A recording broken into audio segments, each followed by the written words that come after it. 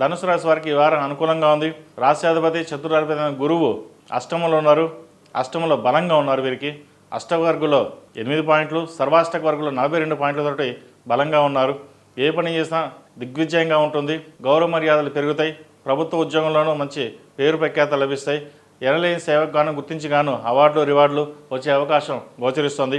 అదేవిధంగా భూ సంబంధించిన విషయవహారాలు ఎప్పటి నుంచో వ్యాపారం చేద్దామనుకునే వారికి అలా అడ్డంకులు ఏదో విధంగా వస్తూ ఉంటాయి. అవి ఈ వారం నుంచి తొలిపే అవకాశం కూడా ఉంది.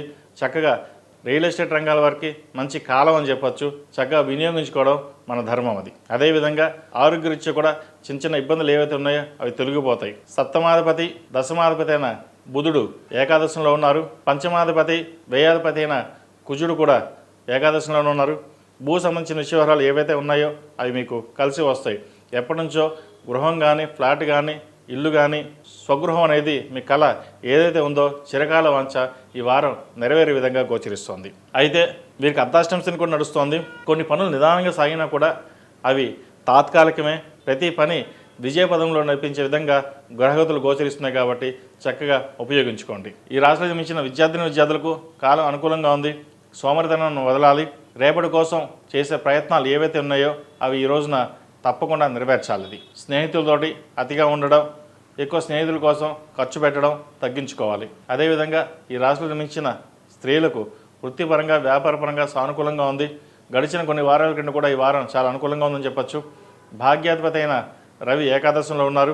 అదేవిధంగా రాశ్యాధిపతి చతుర్థాధిపతి అయిన గురువు అష్టమంలో బలంగా ఉన్నారు. కాబట్టి ప్రతి పని ఈ వారం సానుకూలంగా గోచరిస్తుంది. కాబట్టి ఏ పని చేసినా సరే నలుగురు సలహాలు తీసుకుని, ముఖ్యంగా జీవిత భాగస్వామి సలహాలు తీసుకుని ముందుకు వెళ్ళండి. మంచి ఫలితాలు ఉంటాయి. విద్యారంగం వైద్య రంగంలో ఉన్న వారికి అనుకూలమైన పరిస్థితి గోచరిస్తోంది.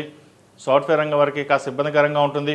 అదేవిధంగా ల్యాబ్ టెక్నీషియన్స్కి, సినీ కళారంగాల వారికి, చిన్న పరిశ్రమల వాళ్ళకి, హోటల్ మేనేజ్మెంట్ వారికి ఆదాయాలు తక్కువగా ఉన్న పేరు ప్రఖ్యాతలు ఆర్డర్స్ ఎక్కువగా ఉంటాయి. వీరికి ఆర్డర్స్ ఎక్కువగా ఉంటుంది కాబట్టి లాభం తక్కువ వచ్చినా సరే భవిష్యత్తు బాగుంటుంది కాబట్టి ఎటువంటి ఇబ్బంది లేదు. ఈ రాశివారు ప్రతిరోజు ప్రతినిత్యం దక్షిణామూర్తి స్తోత్రాన్ని పఠించడం, అర్ధాష్టం శని నడుస్తుంది కాబట్టి శనికి తైలాభిషేకం చేయించడం చెప్పదగిన సూచన. ఈ రాశిలో జన్మించిన వారికి కలిసి వచ్చే సంఖ్య 3, కలిసి వచ్చే రంగు స్కై బ్లూ.